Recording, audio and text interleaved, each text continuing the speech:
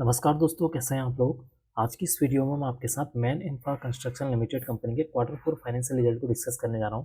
Company ने अपने मार्च quarter four financial result को डिक्लेयर कर दिया था। तो आज की इस वीडियो में हम जानेंगे कि कंपनी का रिजल्ट कैसा रहा। देखिए, यहाँ पर मैंने जो रिजल्ट ओपन किया हुआ है कंसोलिडेटेड रिजल्ट है। तो सबसे पहले हम बात कर लेते हैं कि इस क्वार्टर में कंपनी की कितने करोड़ की रेवेन्यू जनरेट हुई है, या फिर कंपनी का जो मेन बिजनेस है वहाँ से कितने करोड़ की इनकम जनरेट हुई है। देखिए, इस क्वार्टर में कंपनी की 293 करोड़ की रेवेन्यू जनरेट हुई है। प्रीवियस क्वार्टर में 242 करोड़। प्रीवियस ईयर में देखें 296 करोड़ की यहाँ पर रेवेन्यू जनरेट होती हुई नजर आई है।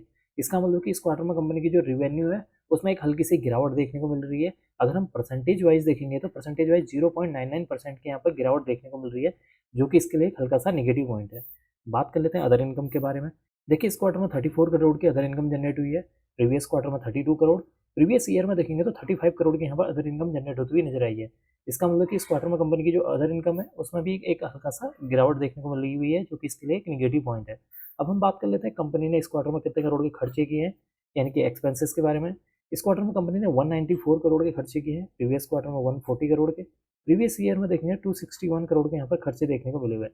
इसका मतलब कि इस क्वार्टर में अगर हम खर्चों को देखें तो इस क्वार्टर में कंपनी के जो खर्चे हैं वो कम होते हुए नजर आए हैं।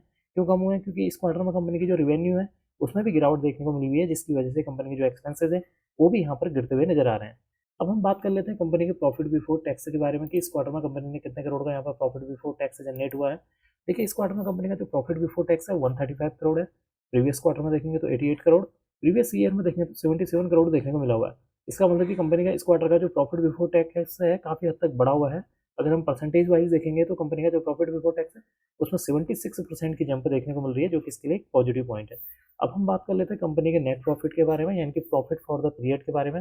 देखिए, इस क्वार्टर में कंपनी का जो प्रॉफिट है 97 करोड़ है। प्रीवियस क्वार्टर में देखेंगे तो 84 करोड़, और प्रीवियस ईयर में देखेंगे तो 64 करोड़ देखने को मिला हुआ है।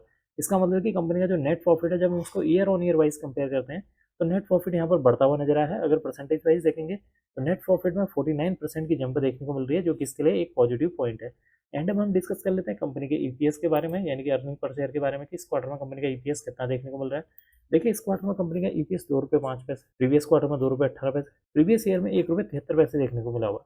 इसका मतलब कि इस क्वार्टर में कंपनी का जो ईपीएस है उसमें भी एक अच्छी खासी जंप देखने को मिल रही है, जो कि इसके लिए एक पॉजिटिव पॉइंट है। तो कुल मिलाकर देखा जाए कंपनी का जो रिजल्ट है वो थोड़ा मिला जुला देखने को मिल रहा है, क्योंकि एक तरफ कंपनी की जो रेवेन्यू है उसमें जो है 0.99% की गिरावट देखने को मिल रही है। दूसरी तरफ कंपनी का जो प्रॉफिट बिफोर टैक्स है उसमें 76% की जंप देखने को मिल रही है। कंपनी का जो नेट प्रॉफिट है उसमें 49% की यहाँ पर जंप देखने को मिली है। कंपनी का जो ईपीएस है उसमें भी एक अच्छी खासी जंप देखने को मिल रही है। तो कुल मिलाकर कंपनी का जो रिजल्ट है मिला जुला देखने को मिल रहा है। एक बात और मैं आपको बता देता हूँ कि कंपनी ने अपने शेयर होल्डर्स को 45 पैसे पर इक्विटी शेयर के हिसाब से डिविडेंड देने का भी अनाउंसमेंट कर दिया है। अब मैं इस वीडियो को यहीं पर एंड करूंगा। उम्मीद करता हूँ कि आपको ये वीडियो पसंद आई होगी। अगर आपको ये वीडियो पसंद आई तो please like share and subscribe करना ना भूलें। Thank you.